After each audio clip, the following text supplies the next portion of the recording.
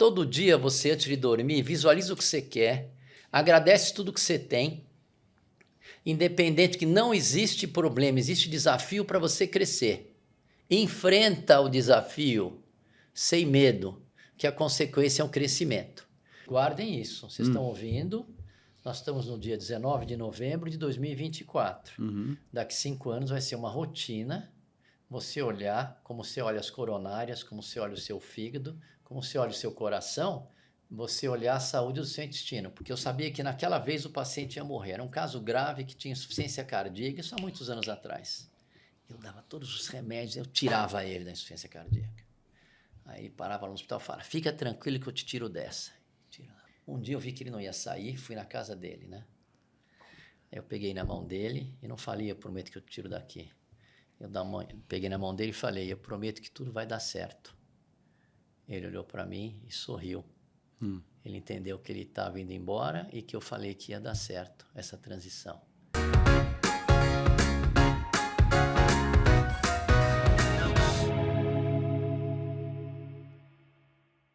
Nosso convidado de hoje, Roberto Zeballos, que é um médico que tem uma energia que já passa uma cura, um alto astral. A energia dele já ajuda você a ficar bom. Carisma, senso de humor. Muito sempre obrigado. No bronze. Porque faz bem para a saúde. Faz bem para a saúde você viver com amor, com alegria. E essa história da energia que vocês falam, existe uma tese hoje da biologia de crença, Sim. onde você explora, falando a verdade, não dá para enganar o seu paciente, mas onde você explora o poder de cura do seu paciente, passando sempre uma ideia otimista. Olha o que tem. Tem estudos com idosos, porque centenários. Porque às vezes querem saber, não, tem que fazer essa dieta vegana, outro tem que fazer isso, tem que fazer aquilo. Então, não, pera, vamos ver os caras que chegaram perto dos 100 anos ou 100 anos, o que eles fazem? Tinha de tudo, tinha gordo, magro, fumante. Você vê, Oscar Niemeyer morreu com 103 anos. Não é para fumar, gente, mas tinha de tudo. Mas eles foram ver o que esses caras tinham em comum. Eles eram otimistas diante da vida. Então, a hora que você olha alguma coisa, em vez de olhar em círculos, você tem que ser objetivo, vai para a solução, seja o tamanho do problema que for, e acredita que você vai se dar bem. Porque quando você foge, você não resolve nada e você fica liberando, como vocês falaram de energia, uma energia que, eu vou falar uma coisa para vocês, isso é física, depende do que você vibra, do que você pensa, do que você acredita, isso tem uma influência direta na realidade, segundo os físicos, que o universo é uma grande construção mental. Aí a hora que você vai ver a epigenética, o que é a epigenética? A epigenética nasceu de uma curiosidade. Então, por exemplo, aquelas pessoas que o Bruce Lipton foi que criou, mas que fizeram o próprio genoma. Então, o cara tinha olho azul, mas ele viu que ele tinha também gene para olho castanho. Aí ele tinha gene para várias coisas que não estavam se manifestando. Então, peraí, não é porque você tem um gene que ele vai se manifestar. E aí começaram a perceber que o que fazia a manifestação daquele projeto que está no gene é como você percebe o seu meio ambiente. A partir daí, nasceu a biologia de crença. Um exemplo muito claro disso é quando você pega a influência do ambiente na membrana da célula. O cérebro da célula não é o núcleo, é a membrana. Então, você pega uma célula tronco, põe 3 células tronco em 3 meios diferentes, uma vai crescer músculo, a outra vai crescer osso e a outra vai crescer, sei lá, cartilagem. Por que isso, o tecido adiposo? Por que isso? Porque os genes só são ativados mediante a estímulos externos. Quando você vai fazer esse raciocínio, onde a membrana é o grande cérebro das nossas células, para seres que têm bilhões de células como nós, o que vai passar? O que essas células vão perceber de sintomas? Elas percebem aquilo, elas vão receber sinais dependendo do que você percebe. Vou dar um exemplo clássico. Se a pessoa olha uma rosa e aquilo representa amor, ganhou uma rosa, aquilo representa amor, vão liberar substâncias que vão agir na membrana das células com propriedades terapêuticas. Isso está bem descrito. Se aquela rosa para outra pessoa é cheia de Outra espinho cultura. e ela se machucou quando criança, a hora que ela vê a rosa, vai liberar aquele cortisol do medo. Então, a hora que a gente viu isso começa a casar mais com as possibilidades da física quântica, que a epigenética, os genes não são determinantes e são para nos servir. Aí veio essa história de fazer mapeamento. Você pega lá o Atala, o genoma dele tem 50 genes de obesidade. O cara é sarado. Por que não manifesta o gene da obesidade? Porque a maneira que ele percebe o meio ambiente dele é de fazer atividade física, dele gostar do dia a dia dele e vai por aí afora. Então, como diz lá o Bruce Lipton, o gene é um blueprint. Sabe o que é blueprint? É aqueles projetos. E eles só vão se manifestar mediante as suas emoções. Por isso que eu escrevi um livro que já tem 10 anos, vou escrever um outro agora que chama A Era dos Semideuses, uma evolução na espécie. Eu vou explicar por que chama assim. E aí o que acontece? Por isso que naquele livro que eu escrevi, na base está assim, a saúde plena depende de nós.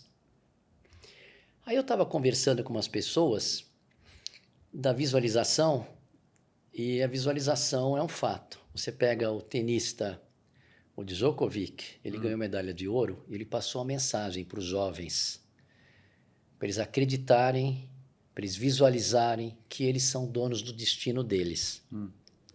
Isso na visualização. Então acreditem no seu sucesso. Aí você pega um jornalista do século XX que entrevistou Thomas Edison, entrevistou Henry Ford, entrevistou Tesla.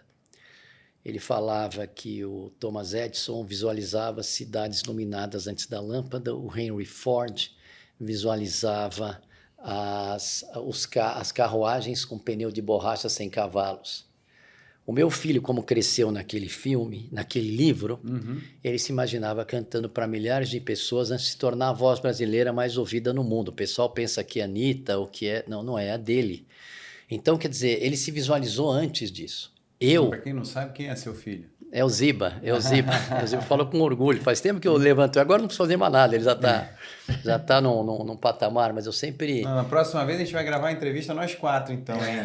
Vamos... O encontro aqui, que é o Osnagro Encontro de Gerações. Muito bom. Mas então tem a ver também, pai e filho juntos. Bela ideia. E aí você vê, por exemplo, eu quando tive a ideia de entender o mecanismo da doença, alguns médicos na Itália, outros na Espanha, mas assim, a gente não se conversou, nós somos os primeiros a entender o mecanismo da doença do corticoides. Isso que eu quero explicar, não é coincidência, é método.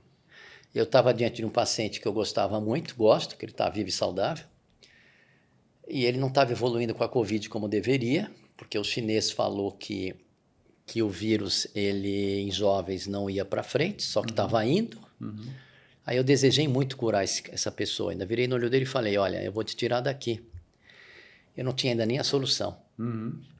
Aí começaram a vir as ideias. Eu tinha chamado o Marcelo Amato, que é um dos maiores pneumologistas do mundo, para acompanhar o caso. Só estou dizendo para vocês verem as coincidências como são. É método como a gente consegue as coisas.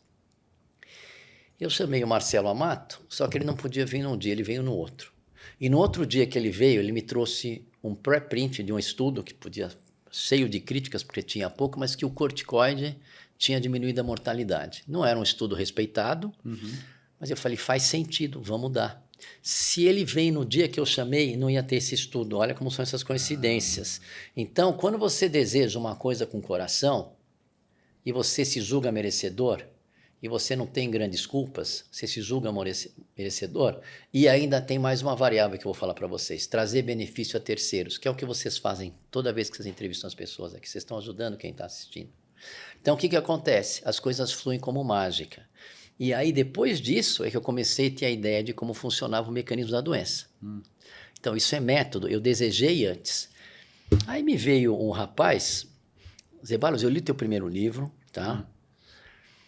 Mas, pô, eu não consigo. Eu visualizo, mas não consigo, velho, conseguir as coisas. Aí eu abri uma coisa que eu expliquei o que é isso. Que aí entra uma solução que minha filha está fazendo. A gente vive uma resultante dos vetores da intenção. Isso é a minha tese. Seja consciente, essa agora, eu quero ter sucesso, eu quero ajudar quem está nos assistindo, eu quero que vocês continuem prosperando para ajudar mais pessoas. Isso é que eu quero no nível consciente. Quero ter saúde, quero tudo isso. Esse é meu nível consciente. Tem uma intenção inconsciente, se é inconsciente eu não sei o que é, mas ela sabota a gente. E às vezes você vê pessoas se auto-sabotando, isso é muito curioso. É muito comum. Você vê as pessoas, mas aí é que tá, é porque não se julga no direito. Ela tem vetores inconscientes que a hora que une com o consciente que ela deseja de verdade. Com o inconsciente você vai viver a resultante, o universo é muito claro. O universo vive uma resultante de intenções. E como é que você resolve isso? Quem são essas suas intenções inconscientes? As intenções inconscientes são os medos, são os problemas mal resolvidos que você tinha na infância. São outros problemas que você deixou passar e botou o tapete em cima. Só que isso gera uma situação de culpa, etc. E isso pode ser resolvido, vou contar uma história interessante, quando você faz, por exemplo, uma introspecção, um Theta Healing, você descobre. Então, por exemplo, a minha filha fez um curso com a criadora da Theta Healing lá em Montânia. Eu estou mandando todos os meus casos para ela quando eu vejo que os remédios não funcionam. Então, me veio uma senhora que não conseguia dormir.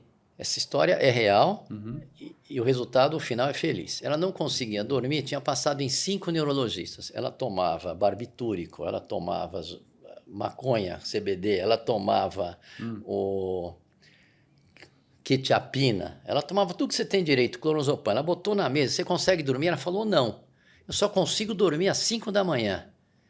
Falei, é mesmo? E quando você não toma? Durmo às 5 da manhã. Falei, tá claro, minha senhora, não precisa ser nenhum gênio, que a minha medicina não resolve você, porque você está tomando barbitúrico e daqui a pouco você entra em coma aqui e não acorda. Vou mandar você falar com a minha filha e vamos embora. Minha filha resolveu. Achei que você ia falar para ela, vai dormir às 5 da manhã. Não, mas ela... Exato. Isso ela já fazia. O que a sua filha fez e faz? Introspecção para resolver o vetor inconsciente. Você sabe que são nos primeiros 7 anos de vida que nós fazemos o nosso download de programação.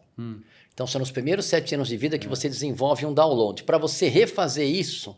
Por que nos primeiros 7 anos de vida? Que a nossa onda cerebral é teta, é uma onda mais lenta. Por isso que para você reconfigurar as coisas, reprogramar as coisas, você tem que entrar na onda teta, que você faz quando está na meditação, que eu faço todo final de semana e antes de dormir. Aí o que acontece? Ela foi lá falar com a minha filha. A minha filha fez um digging. Sabe o que a mulher descobriu? Que ela lembrou que quando ela era criança, tinha uma tia muito chata que falou para ela que os espíritos só dormem às 5 da manhã. Então ela tinha medo de dormir antes, porque os espíritos estavam acordados. E aí o que aconteceu? A mulher está dormindo. Aliás, um dia pode até uma testemunha atrás dela testemunha isso. E tem outras situações, então, que não são assim tão mais simples. Mas ela levou a vida inteira para descobrir isso? Não é que descobri, que fica escondido. Eu, por exemplo, fui fazer um curso... Porque eu não ia lembrar logo de cara, né? Digging é o quê? Digging é quando você entra para dentro. E aí, quando ela fica estressada, tem alguma coisa, ela tinha esse mecanismo de defesa. Isso é uma explicação. Eu não sou psicólogo, mas o importante é marcar o gol. Ela marcou o gol. E tem outras pessoas que estavam com uma psoríase, e a psoríase é muito emocional. Psoríase, até onde eu sei, é um monte de sintoma que ninguém sabe explicar a causa, né? A gente explica. Tem alguns remédios que pioram, mas tem o estado de espírito mesmo. Ah, tá. Então, por exemplo, aí tem os biofármacos que a indústria farmacêutica oferece que realmente ajuda. Mas ela foi falar com a minha filha descobriu que ela tinha outras questões que eu não lembro. E ela não precisa nem mais de biofármaco. Sua filha é psicóloga? Ela não é, ela é terapeuta, ela é nutricionista. E ela foi fazer esse curso com essas terapias que eu acredito que é a medicina do futuro. A medicina do futuro, lembra que eu falei que depende do que você percebe que você vai viver? A medicina do futuro é você mudar a percepção do seu paciente. Se um paciente vem com medo, porque ele ouviu uma notícia horrorosa de um médico que não tem tanta espiritualidade, não percebe que as palavras dele têm um poder, e você olha, não, peraí, eu estou vendo isso aqui, não, nós temos chances concretas de resolver. Eu já estou mudando a percepção desse cara. É a forma, né? É muito importante. E aí essa percepção, você acolhimento, ativa... né? Tem muito médico ainda que Isso. não tem muito essa percepção, né? Que chega igual um Mas troglodita lá falando. Mas a culpa não é deles hoje. O que eles querem, o que são orientados é dar remédio. Então vem um cara obeso, com a apneia do sono, tomando remédio para pressão, tomando remédio para depressão, porque ele tem apneia do sono, tomando um monte de remédio. E aí eu falo, olha, se você corrigir isso, eu vou tirar todos os remédios, só que você tem que virar a chave. Você tem que perder 30 quilos, mas eu vou estar do seu lado, eu vou te estimular. Porque senão a tua longevidade é horrível, porque se você toma remédio a vida inteira, os remédios são úteis, você tem que analisar o custo-benefício. Mas eu afirmo para vocês, tem muita gente que está tomando remédio, que vai morrer mais cedo do que deveria, porque não está arrumando os hábitos. Que nem outro dia eu vi num round lá no Mayo Clinic, um cara que é patrocinado pelo laboratório falando das estatinas para baixar o colesterol. E a gente sabe que nem é baixar o colesterol que resolve. Mas para baixar o colesterol, mas ele deixou uma coisa clara, não adianta você ficar no sofá comendo donuts, aqueles bolinhos americanos que parece o sonho aqui no Brasil, mas tem mais variedade. No sofá, comendo no sofá com colesterol baixo, você vai infartar. O cara que é patrocinado. E aí tem vários estudos, né? Tem vários estudos hoje que a gente sabe que, por exemplo, tem um estudo que eu conheço que é quem toma remédio tem uma placa de gordura, eu até dou porque é 1% de chance dele ter um problema e tira a inflamação. Mas tira muito mais a inflamação se ele melhorar os hábitos, diminuir excesso de carboidrato, de massa, de pão, de doce, fazer um exercício aeróbico. Tudo isso, amar, se apaixonar. Quando você se apaixona, você cura, a tua saúde vai. Então, o que acontece? Tudo é uma questão de você melhorar os hábitos desse indivíduo. Então, por exemplo, tem um estudo que diz que diminui o risco de 30% se você toma o colesterol. Não é bem assim. A realidade é o risco relativo. A realidade é, se você toma um remédio para colesterol, tem a estatina tem 2% de chance de melhorar, de você ter um evento. Se você não toma um remédio para colesterol, você tem 3% de chance. É 1% de diferença. Mas sabe o que eles fazem o risco relativo? Eles dividem 2 por 3, dá 0,3333. Aí multiplicam por 100, eles falam, diminui o risco em 33%. Não, é o risco relativo. E quais são as complicações desse remédio? São várias. Por isso que cabe ao médico decidir se vai dar ou não. E quais são as complicações desse remédio? Pode dar polineuropatia, pode dar problema renal, pode dar problema hepático. Mas tem pessoas que toleram bem e estão indo. Então não é dizer que você pode... Pelo que eu entendi, o perigo é que a pessoa toma um remédio e fala, tá resolvido, e continua vivendo estilo de vida que levou se por outro lado, a condição... Se por outro lado você melhorar o hábito dele, para melhorar você tem que melhorar o espírito. Por isso que eu estou insistindo que a medicina do século XXI é você trabalhar o espírito. Por isso que meu próximo livro vai ser A Era dos Semideuses, uma evolução na espécie. Quem são os semideuses? Assim, eu ponho esse título para chamar atenção, sem arrogância nenhuma. Como diz, que me falaram outro dia, que nós somos a imagem e semelhança de Deus. Os semideus são aqueles que entendem aqueles vetores inconscientes e materializam as suas realizações, materializam seus sonhos. Porque você consegue sintonizar. Então, eu vou dizer para você, qual a probabilidade, sei lá, do Ziba, de resolver uma questão que chegou no mundo que ninguém sabia o que se tratava. Como é que eu falei? Tem método. É visualização e querer resolver e botar na equação benefício a terceiros. Porque você entra no inconsciente coletivo. Quer ver uma coisa interessante? Olha só que mágica isso. Como é que nós vamos explicar? Eu tenho uma tese. Veio um cara no meu consultório. Eu tinha acabado de descobrir que o corticoide funcionava. Tinha um mesinho só que eu tinha descobrido. Ninguém dos meus casos estavam indo para o tubo. Aí eu queria passar isso para os médicos da UTI de outros hospitais. Então veio um paciente meu, olha, eu conheço o chefe da UTI do HCOR, Lucas Barbieri. Aí eu fiz um áudio. Meu querido amigo Lucas Barbieri, eu estou aqui, eu entendi que é uma doença imunológica pulmonar e que está respondendo muito bem ao corticoide. Então, vamos nessa linha. Mas tinha uma hora certa também, né? De começar com os corticoides. Tinha, mas eu falei que era depois da inflamação, porque na época estava morrendo todo mundo, menos os nossos casos que nós estávamos dando corticoide. Eu queria espalhar isso nas UTIs, porque o resultado era aos olhos vistos. Outra coisa que as pessoas não entendem, precisamos de estudos randomizados. Você não precisa de estudo randomizado. Você pega 10 velhinhos, Dá Viagra para eles, pergunta se eles precisam de estudo randomizado para ver que funciona.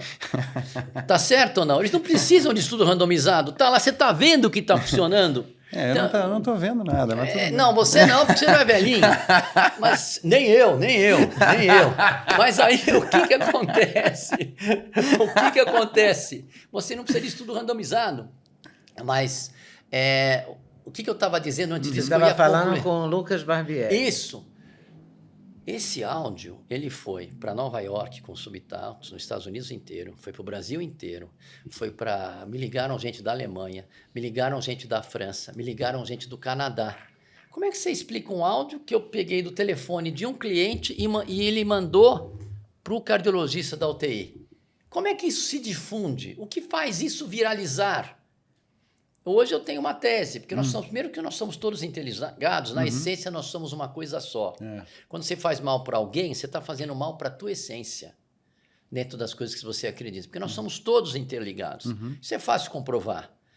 Um boceja, o outro boceja na sequência. Você está num lugar, tem um outro dando risada, você não sabe nem do que é que os caras estão rindo, você começa a rir também, você não sabe o que é. Isso é uma coisa muito doida. Do nada você pensa num amigo teu que você não fala há um tempão, aí você olha no WhatsApp e ele te mandou mensagem, né? Exatamente. É muito doido isso. Então, quer dizer, nós somos todos interligados. Então, eu acredito muito que quando as coisas viralizam, por exemplo, tem um vídeo meu que eu dei uma entrevista para Ellen Jabbour, que eu falo que o Jatene falava que o que mata não é o colesterol. O Jatene, que operou todo mundo, ele viu. Nós temos que avaliar aquilo que a gente observa. Eu vou dizer que eu observo nesses 37 anos que tem muita coisa que não condiz com o que são colocados para a gente. Pela observação e que a gente olha, ninguém tira. O Jatene falava, o que mata não é o colesterol. O que mata é a raiva, o que mata é a angústia, o que mata é a mágoa e o que mata são os dissabores. E eu falei isso, 5 milhões de views. Mais do que aquela entrevista que nós fizemos no Direto ao Ponto, que foi 3 milhões e 600. 5 milhões de views. Por que isso viraliza? Porque a humanidade está sentindo o momento da importância de trabalhar essa espiritualidade e não achar que nós somos puros organismos, que esse organismo não é afetado pelo estado de espírito. Então, é como se a gente fosse um robô de carne, né? Uma coisa meio desconectada, como se não tivesse essa coisa da essência humana, da parte social, da conexão com o espiritual, com o divino. Né? Tem muita gente que acredita mesmo que a gente é quase como se fosse um robô mesmo. Mas essa tese é fácil de você quebrar. Você pega dois irmãos gêmeos que estão no mesmo robô, eles pensam totalmente diferentes, mesmo sendo educados no mesmo local. São completamente diferentes. Eu tenho um casal, não, duas gêmeas que vão no consultório, uma ela é homossexual e a outra adora homem. Então, são gêmeas, estão no mesmo avatar, vamos falar assim. Aliás, um dia você entrevista o Sérgio Felipe de Oliveira, que ele estudou a glândula pineal. Gente, vamos abrir um pouco aqui. Nós temos sensores aqui, nesse avatar. Vamos supor que é um avatar. Energia luminosa, energia sonora. Você sabe se tem enxofre ou não, energia de olfato, energia química, energia de acidez, energia química. Aqui atrás tem a glândula pineal, que na embriogênese, quando o embrião está se formando, saem 3 brotos, 2 vistas e uma pineal. Essa pineal tem cristais que não é obra do acaso, não são cristais da idade de cálcio. São cristais que vibram com frequências eletromagnéticas. E a daqui que o Sérgio Oliveira estudou muito, que diz que aqui é a conexão que o René Descartes falava, essa aqui é a glândula do além. É aqui que vem as inspirações da informação que está no ar. É aqui que vem as premonições. Nosso Starlink, a nossa antena ali do... Exatamente. E tem gente, aí já não sei se é isso, não tem gente que acredita que nós estamos interligados. E um dia, num programa do Brasil Paralelo do Contraponto, perguntaram para mim o que eu ia fazer depois da minha morte. Eu demorei um pouquinho, eu falei, isso é uma pergunta difícil, mas respondi bem, vou mandar bem a beça, mas antes eu quero que você me responda. O que você vai fazer depois da sua morte? Eu vou dizer o que eu falei para eles. O que você vai fazer depois da sua morte? O que você vai fazer depois da sua morte? Eu perguntei primeiro, que eu já tenho a resposta. Quem quiser, assiste lá depois. Mas, mas é difícil. Mas eu vou dizer o que eu falei para eles. Eu vou dizer o que eu falei para eles. Ótimo, porque eu não vi esse programa. Então, eu já tive... Não, imagina. Eu já tive... quando criança, eu tive a sensação de estar fora do meu corpo várias vezes. Depois, com a adolescência, eu treinei um pouco mais.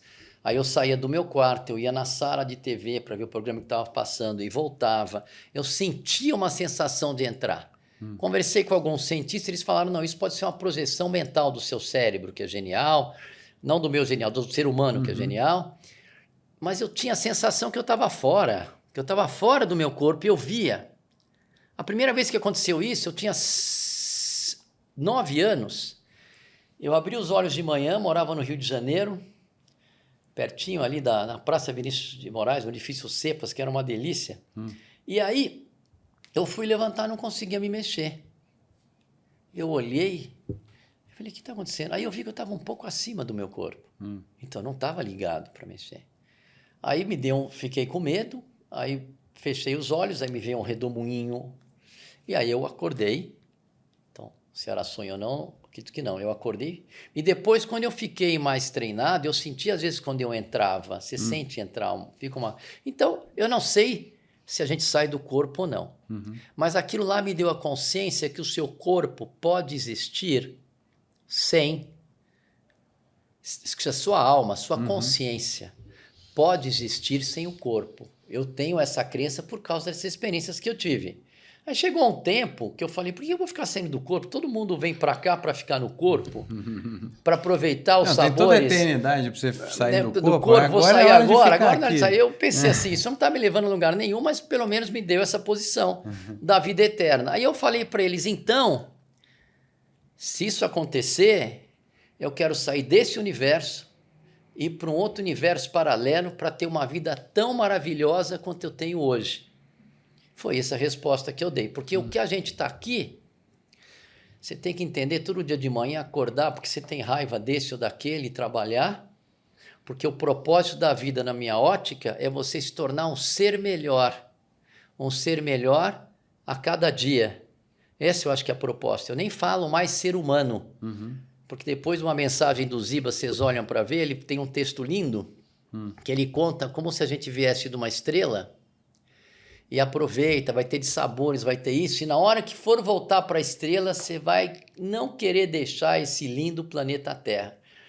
Então, gente, quer dizer, a gente começa a ter uma visão um pouco maior. Eu não espero que as pessoas acreditem no que eu estou falando, mas eu sinto isso, eu já tive isso, eu vou falar para vocês que isso é real, isso é um fato.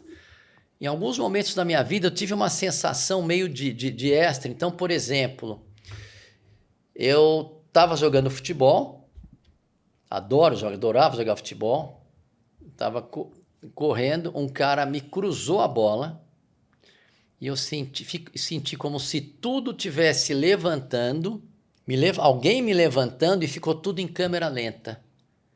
Eu podia fazer o gol do que eu quisesse, podia tomar um café, eu estava percebendo a minha realidade em câmera lenta. Fiz um golaço.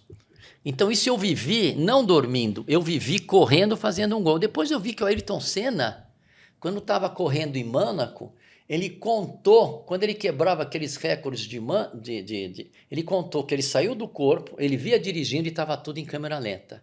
Então isso não é uma coisa única minha, é uma coisa única que já ocorre. Então nós temos a percepção, nós temos um poder incrível. O que acontece é que a gente não explora. Voltando aqui mais para o simplesinho, todo dia você, antes de dormir, visualiza o que você quer, agradece tudo que você tem, independente que não existe problema, existe desafio para você crescer. Enfrenta o desafio sem medo, que a consequência é um crescimento. A influência na tua saúde é quando você está insatisfeito. Não tem porquê uma pessoa de 20 a 65 anos ter uma doença assim, uma doença crônica. E a minha medicina é péssima para doença crônica. Já você fazer a introspecção, ela é ótima. A minha medicina é ótima para doença aguda, resolver uma obstrução na coronária, resolver uma infecção, mas para a doença crônica ela é péssima. E hoje existe a tendência dos colegas, tá com isso, vamos tratar o refluxo. Tá com isso, vamos tratar a pressão. Tá com isso, vamos dar um Ozempic para emagrecer. Não que eu não acho válido nada disso, você precisa analisar o teu paciente individualmente, analisar o custo-benefício.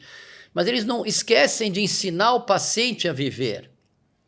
O curso que eu vou dar para médicos... o remédio ou o tratamento tomar um protagonismo que, na tua visão, não faz sentido. Para a vida inteira, você vai tomar... Eu não acho correto você dar pantoprazol para a vida inteira. Um remédio para diminuir a acidez para a vida inteira. Eu quero entender por que ele tem esse desequilíbrio do simpático parasimpático de dar acidez. Porque quando ele fica estressado é que acontece isso. Ele precisa fazer 1 minuto de respiração e sair disso. Porque daí a gente começou a descobrir as coisas, né? Que o remédio do estômago, ele dá depressão, ele diminui a libido, dá em cara mais velho impotência. E tem uma série de outras situações você ficar diminuindo a acidez. A ponto de uma vez, porque a gente tem que ter muita observação. Uma vez passou uma senhora no consultório que tinham dado diagnóstico para ela de AIDS, ou de uma imunodeficiência adquirida horrível, ou de um câncer. Porque ela estava com um sapinho no esôfago, que é monilíase, que é cândida. Então, os médicos perceberam, não, isso aí eu só vi aidética, isso aí eu só vi. Peraí, fui conversar com ela. Há quanto tempo ela tomava antiácido? 15 anos. Sabe por que o ácido clorídrico do estômago existe? Porque quando a gente comia carne crua, era para a água sanitária que a gente produz, que é o ácido clorídrico, matar todas as bactérias. Se você começa a inibir a acidez, o fungo vê lá, opa, é quentinho e úmido, tá para mim, eu vou entrar. Eu expliquei que era do remédio, tratei, não tinha nenhum problema. Então, para você ver que você tem que tomar cuidado com os medicamentos de uso crônico, eles precisam ser muito bem prescritos, precisa assinar muito custo-benefício. Você tem que ter a consciência que você está protegendo o seu paciente.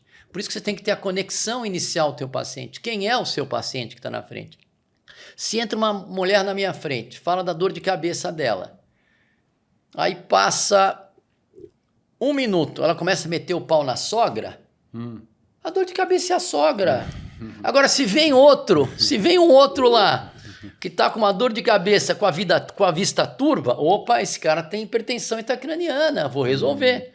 Então, você tem que fazer a conexão, você não pode achar que é um número, você tem que ensinar o seu paciente a viver. Essa é a técnica que eu vou dar. E explicar para eles que a observação é muito importante. Quando eu olho para trás e vejo que hoje já tenho uma solução para o que eles chamam de Covid longa, que é uma síndrome pós-spike, eu vou publicar esse estudo, pioneiro no mundo com esse tratamento, e os resultados são incríveis. Mas é na observação que você vê. Você tem que observar o seu paciente, você tem que fazer uma sincronia quando começou o sintoma. Às vezes o sintoma começou depois que ele perdeu a mãe. E aí você não resolveu isso direito. É uma coisa que eu aprendi também com você, né, nesse período sensível aí de 2020, foi a clínica é soberana. Não tem uma coisa dúvida, que eu valorizava muito essa coisa de exame de sangue, exame de tudo, mas a clínica... Mas o exame ajuda, né? Não, sim. Mas ajuda, mas eu vou dizer quando. Confirmação. Vou dizer quando. Tem o check-up, você vira o cara do avesso. Mas a medicina, você olha, qual é a sua queixa, quando começou. Começou a partir desse data, tá. O que você sentiu mais? Vai mais para a direita, para a esquerda, a dor é mais para baixo? Tá. Então você faz uma entrevista, examina. Aí se elabora uma hipótese diagnóstica. Quando você tem as hipóteses diagnósticas, eu uso também o banco de dados digital para ver se não for a minha hipótese, o banco digital fala, você está pensando nisso, mas não esquece disso, disso e disso. Por isso que eu faço um monte de diagnóstico, porque eu uso essa ferramenta. Aí os exames são complementares. Os exames são para confirmar ou não as suas hipóteses diagnósticas, diferente de um check-up. Porque às vezes os caras pedem exame, até esquece o exame que pediu, isso é um absurdo. O cara pede exame porque vai pedindo, Vamos entendeu? falar em esquecer, a gente estava esquecendo de te dar um presente aqui do nosso patrocinador, que é a Doctors Esses são os First. suplementos da Doctors First, que é o Que é a linha de suplementos que nós usamos, né? Sim, os já Nagli há mais de usam. 2 anos. E a gente aprova, gosta. Matéria-prima da melhor qualidade, e ótimo confia. custo-benefício. Tem whey, tem creatina para você ficar com seu tórax. Posso falar, bem tô com tórax torneado. trabalhado, acho que vai ajudar. Pode botar no chão aí, Vou só pra não... botar. Mas sabe o que, É que eu verdade. queria saber? Porque eu fiquei curiosa com essa história, Zé Barros. Pois não. Por exemplo, eu tomo há muito tempo omeprazol. Não quer dizer que vai fazer mal para você, mas eu tô Sim, dizendo... mas como é que tira isso? Porque uma vez me falaram que era com uma erva de São João, um nome É o assim. seguinte, você tem que ter fé para tirar, tem que entender por que você canaliza o seu Porque estresse dói no aí. estômago. Dói porque você canaliza o estresse aí. Então, é uma coisa que você aprendeu com o tempo. É muito comum a criança lá atrás tinha dor de barriga. Então, aí quando ela tem alguma coisa, vem dor de barriga. Na realidade, é um desequilíbrio do sistema simpático e parasimpático. Quando você tem uma vida mais saudável, você põe o teu estresse mais para fora, fazendo uma bicicleta, você põe a tua adrenalina para fora, essa adrenalina talvez não somatize para você ficar ansiosa e dar esse desequilíbrio de ácido básico. O omeprazol ele ajuda a seu sintoma, mas um problema real que leva esse desequilíbrio ácido básico, Ele apesar de resolve. você ser essa pessoa que eu acho maravilhosa, realizadora, inteligente, querida, a gente tem os nossos questionamentos. Claro. Outro dia eu fui fazer uma coisa, eu não sabia, quer dizer, eu sabia quando era criança, mas eu me lembrei, eu não sabia. Então nós fomos fazer um exercício de meditação com o Léo Simão, que é um trabalho espetacular que ele faz. E aí você tem que fazer o digging. Eu não tenho vergonha de nada. Aí eu me lembrei que a minha limitação sempre foi, e ainda tem um pouco hoje, que é me achar baixinho e feio. É uma loucura isso, mas e às vezes quando você enfrenta isso e você vê que você não está tão feio, né? Tá certo? Você vê que você está melhor, que você cresceu, que você fez tudo, você lida melhor com isso. Mas eu sinto ainda uma dor de estômago quando eu só tô no meio de uns puta varapau assim, sabe? Não? Aí eu tenho que tirar foto. Ainda não está 100% resolvido quando eu tenho que tirar essa foto. Então, são coisas que a gente tem. O senso de humor pode ser uma boa ferramenta, porque você é um cara que usa muito bem seu senso de humor, sua presença de espírito, teu carisma. Porque, assim, é aquela história, não tem o que fazer. Você tem a coisa objetiva, né? Você calcula a altura média da população. Mas aí o que eu fiz? Primeiro, quando na adolescência, ninguém queria dançar comigo. Porque quando na adolescência, a mulherada já está desse tamanho e você ainda está desse. Aí o que acontece? Aí ninguém queria dançar porque eu ficava com a cabeça no peito da moça. E aí, aqui no meu tempo, a gente lembra aquele tempo que você dançava assim, segurava assim, aí você aproximava a terceira, a menina te deixava sozinho. Sabe essas coisas assim? Ou vinha de vez. Não, eu fazendo um digging agora, eu tenho vergonha de dançar. Eu gostaria de... Mas você é um baita artista. Mas pra dançar eu sou desengonçado e fico... não. Eu fico constrangido, sabe? Demora um tempão para eu relaxar e dançar com todo mundo. Então, assim, todos nós temos. Mas eu acredito... Aí você ficava no meio do peito da moça, daí você... Não, eu ficava no meio do peito da moça, né? Aí eu ficava mal. E ninguém queria dançar comigo. Elas queriam dançar com os caras mais altos, etc. Na minha adolescência. Então, eu vivi isso, né? Sim. Eu vivi isso. Mas, com o tempo, isso lógico... teve consequência. Mas teve uma consequência, mas teve muitas positivas. Que engraçado, né? Porque se eu talvez tivesse lá 1,80 m, talvez eu ia ser meio chato, não ia ser tão... E aí eu me dediquei no estudo, me dediquei em ser um baita jogador de futebol, surfava com os meus amigos, tudo que eu fazia bem feito. Eu acho... E quando é que parou? Tô brincando.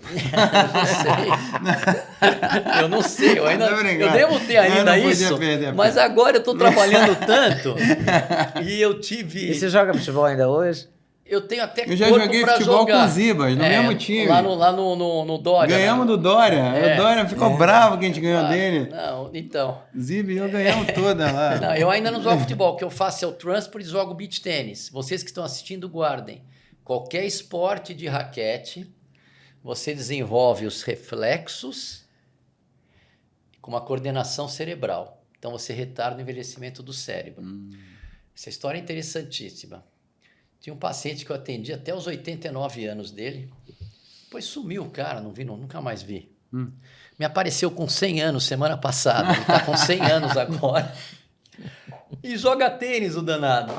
Que barato. Me apareceu com 100 anos e joga tênis e lúcido. Interessantíssimo. Acho que vou começar a jogar tênis Eu amanhã. tava pensando nisso, onde é que eu vou botar você no beach tênis? O beach tênis, pode ficar mais ou joga sentadinha no ping-pong, meio, porque você faz as coisas. Então, gente, a hora que você entende que o ser humano é todo interligado, que o ser humano precisa de amor, de reconhecimento, e tem vários estudos mostrando que o amor cura, a energia do amor cura. Quando você entende tudo isso, eu sou médico de UTI, de escolher antibiótico, de evitar o tubo do meu paciente, de fazer diagnóstico, todo mundo sabe disso. Mas para doenças crônicas, se eu não tivesse essa abordagem mais holística, eu não ia resolver os casos dos meus pacientes. Porque hoje os médicos são treinados a dar remédio. Isso é uma tendência natural. Hoje, por exemplo, você vê que os estudos científicos que existem têm patrocínio, e mesmo que você não queira ter, você fica com o viés do patrocínio. E na época da Covid nem se fala, teve estudos que só foram publicados agora, depois que entrou o governo novo lá, porque eles foram suprimidos naquela época. Então, quer dizer, por isso que eu quero alentar vocês para resgatarem a ciência da observação. Porque se falam para você que a grama é vermelha e você está no seu jardim vendo a grama verde todo dia, não ignore a sua observação. Se falam para vocês que estão morrendo crianças naquela época lá de Covid, e você olha para o lado, não conhece uma criança que morreu de Covid, mas os dados que eles têm mostram, aí você vai ver, eram crianças muito doentes, que tinham outros problemas que não dá para atribuir. Então você desconfie da informação hoje. Não é para rejeitar, mas não é para ir aceitando. Porque observação é muito importante. Deixa eu contar uma novidade para vocês, porque é algo que é uma ideia que a gente teve de novo, tem método, eu quis resolver. E eu, na época da Covid, tratei um monte de gente e eu não tinha a tal da Covid longo, que a gente fala síndrome pós-spike, porque o que causa a doença é a proteína spike, porque ela vai para o meio dos vasos, vai para todo o sistema e dá os mais diferentes sintomas. A parte vascular ali, né, do problema. É pequeno vaso, então se vai no cérebro, dá sintoma no cérebro, se vai no coração, dá miocardite. Se vai. Então, é uma síndrome pós-spike, mas essa Covid longa eu não via nos meus casos, eu não via. Mesmo os pacientes internados, em 2021, 2022, eu não via. Em 2023, começou a pingar no meu consultório, está em progressão geométrica isso. Pessoas com fadiga, com cansaço. É comum acordar com formigamento na planta dos pés. É comum você ter alteração de memória. Às vezes tem outras doenças, se você tinha uma psoríase, ela reativa. Se você tinha uma artrite reumatoide que estava em remissão, ela reativa. Eu comecei... Uma coisa que aconteceu comigo foi reativou minha sinusite, que eu tinha resolvido há anos com o Dr. Gilberto Pradez, um alergista lá do Rio de Janeiro, que era um senhorzinho que sabia muito. Reativa a alergia, porque ela modula o sistema imunológico. Bom, a hora que eu observei isso, estou lá, falei, pô, tem alguma coisa errada aqui. Eu estou todo dia aqui, nunca via isso. E o ser humano percebe as variações. Se um elevador está andando, você não percebe. Você percebe ou quando ele está parando, elevador bom, não esse elevador. Quando você está parando ou quando você está subindo. Quando ele desacelera ou desacelera, senão você não percebe. E eu vi essa variação, eu não posso ignorar, está acontecendo isso. Eu não tenho mais paciência para camarote, não sei o quê, então tinha um carnaval, passei em casa. Aí eu estava assistindo uma live do Shankara, que é um médico da África do Sul, amigo meu, porque na época da Covid, os médicos da linha de frente se conversavam no mundo inteiro, nos Estados Unidos, no Reino Unido, na África do Sul, tudo a gente corta. E com a ideia do corticoide, que eles abraçaram também, a gente tinha algum prestígio de fazer essas reuniões. Aí eu estava vendo uma live dos dois, e eles viram, eu vi isso no Carnaval de 23, que o vírus da Covid... Carnaval do ano passado ou Carnaval desse ano? Carnaval do ano passado. Tem mais de um ano que eu já estou tratando com sucesso e eu explico como a vida é, como foi sem querer, mas não foi. Então, por exemplo, que o vírus se replicava no intestino. Falei, opa, tá explicado. Se esse bicho está se replicando no intestino, ele vai absorver para onde? Para o sangue. E eu nem conhecia nessa época o que eles chamam de leaky gut, ou síndrome do intestino permeável. Eu só deduzi com raciocínio simplista que o que estava perpetuando os sintomas dessas pessoas, 1 ano, 2 anos, é porque ele... Mas isso depois que o paciente estava curado... Curado, depois o vírus curado. continuava... Não, o cara tinha tido uma Covid 2, mas quem teve essa Covid recentemente lá, final de 22 e 23, eu não sei se é isso, é uma tese que eu estou levantando. Essa subvariante tem mais facilidade de se instalar no intestino, o que é uma evolução de uma espécie... um novo contato com o vírus, e não do vírus que ficou, sei lá, encapsulado. Não, aquele vírus não, latente não, do novo contato com o vírus. Do novo contato porque a gente continua tendo sistematicamente contato com novas cepas. Só que esse contato com novas cepas, a minha atenção é no depois, porque ele faz um estrago no intestino. Tá, entendi. Bom, aí eu vi isso, aí me veio intuitivamente, eu falei, já sei o que eu vou fazer com essa turma. Escolhi um probiótico qualquer, um antibiótico para matar o microbiota, que são as bactérias que o vírus está se replicando, e encher de probiótico, que é as bactérias boazinhas, que eu já sabia que tinham papel, mas eu não sabia a profundidade. E ainda a natoquinase, porque em tubo de ensaio ela quebra essa toxina spike. E a ivermectina também. Hoje tem vários estudos mostrando, inclusive estudos assim de muita qualidade, que a ivermectina realmente bloqueia a proteína spike. E eu fiz esse tratamento. Surpresa minha, o cara estava há 1 ano assim, sumiu tudo, Zé Barros. O velhinho, sumiu tudo, Zé Barros. O outro sumiu tudo, melhorou memória, melhorou tudo, melhorou cognição. O cara que tinha fadiga. E aquele pessoal sarado diz que diminuiu o rendimento no treino. Voltou o rendimento no treino. Então eu falei, opa, então na minha tese, então a fonte dessa doença é como se fosse uma Covid eterna de baixa intensidade. Porque aquilo absorve. Aí eu fui estudar isso aí, né? Aí eu vi que já tinha o leaky gut antes da Covid. O que é o leaky gut? É quando o intestino, que tem que ser um filtro protetor com uma barreira imunológica, ele vaza. Leaky gut. Ele vaza e absorve toxinas. E ainda quando acaba... Várias toxinas que não passariam normalmente passam, entram em contato com a corrente sanguínea. E aí esse leaky gut, acontece isso. E aí eu descobri que a bifidobactérias não está lá só para comer a comida que a gente come. Ela tem uma simbiose, fizeram uma joint venture com o ser humano. Ela tem uma simbiose, sabe o que ela faz? Ela produz ácidos graxos de cadeia curta que são essenciais para o funcionamento do sistema nervoso. Então, antes da Covid, eu já estava vendo lá, tem um estudo que mostra que com o passar dos anos a pessoa perde essa bactéria boazinha, tem mais risco de desenvolver Alzheimer, tem fadiga crônica, isso antes da Covid. A hora que eu vi isso, eu falei, opa. Aí eu olhei o probiótico que eu tinha dado a esmo, tinha 3 qualidades de bífidos. Olha a sorte que eu tenho. Por isso que as pessoas foram melhorando, porque o meu problema agora é explicar os resultados que eu tenho. Vou publicar um trabalho agora, terminei de escrever esse fim de semana, está fazendo uma revisão de 5 casos impactantes. Porque as pessoas vêm com cansaço, alteração de memória, formigamento. Essa mulher tinha convulsão há 3 anos.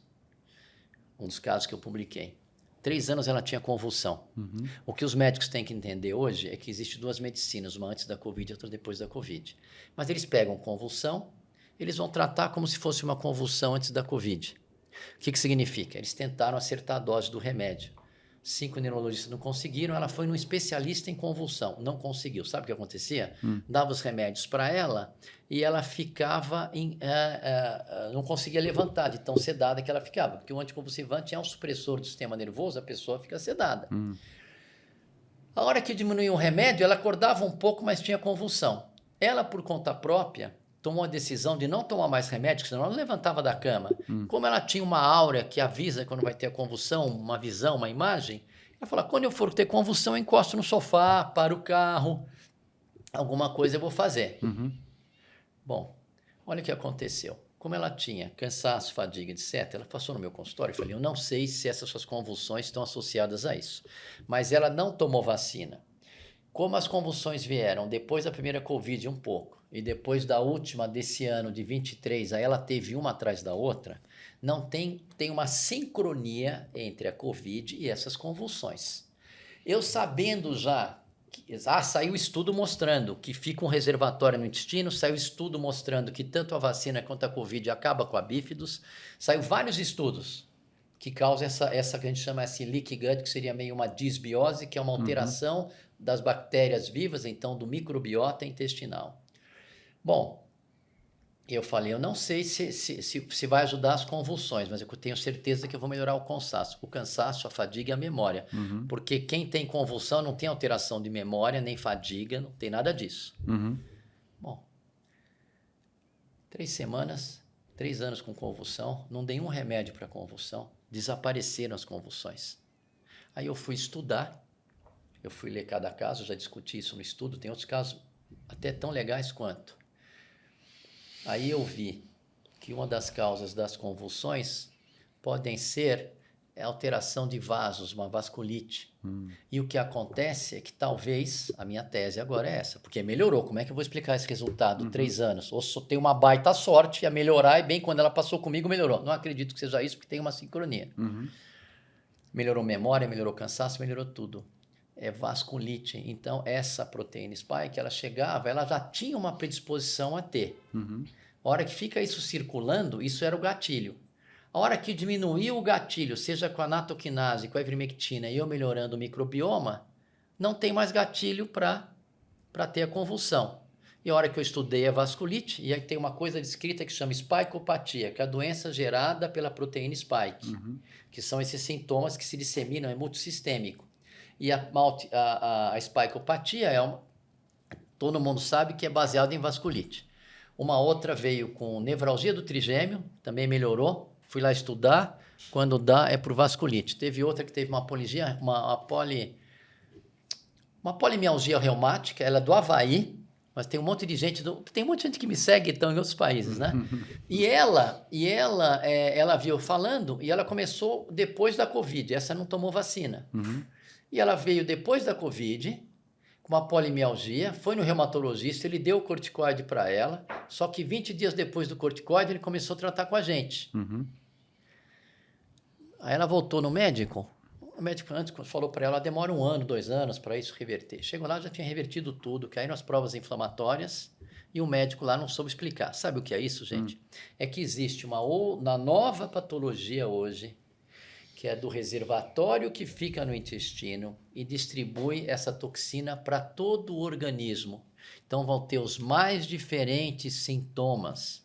O que me preocupa é fácil tratar isso, é só se restabelecer o microbioma sadio. Tem algumas técnicas, então, estratégia. Eu te pergunto, você mudou também a alimentação desses pacientes? Não, mas é algo que eu vou fazer depois, porque eu fui descobrindo aos poucos. Eu só dei aliás, vou dar uma dica para o pessoal que acompanha aqui o Snag no Encontro de Gerações, a entrevista com a Denise Carvalho, que é uma das grandes especialistas em intestino também. Ela falou muita coisa interessante também. A entrevista dela é muito boa. Muito boa. E ela vai ter muito trabalho agora, e por conta Vocês têm que conversar. Por conta do reservatório. Então, por exemplo, tem a nutricionista, você pode dar alimentos que são pré-bióticos para favorecer para crescer o bífido. Sim. Para crescer o bífido. Hoje, gente, como eu vejo essas mortes súbitas, essas coisas, eu tenho certeza que isso é lento. Eu tenho certeza que isso se deve agora a um reservatório intestinal da Spike. E a proteína Spike é uma proteína Spike especial da Covid-19 ou outros coronas também tem? Porque acho que são 7 tipos de coronavírus que infectam. A Spike muda pouco, ela ficou menos agressiva, ela fica menos agressiva, mas ela não perde essa chance de situação. Tá. Eu queria falar para vocês também que as vacinas que produzem proteína Spike também têm esse papel. O que não quer dizer que todo mundo que tomou vacina vai ter problema. Então, não estou falando isso aqui.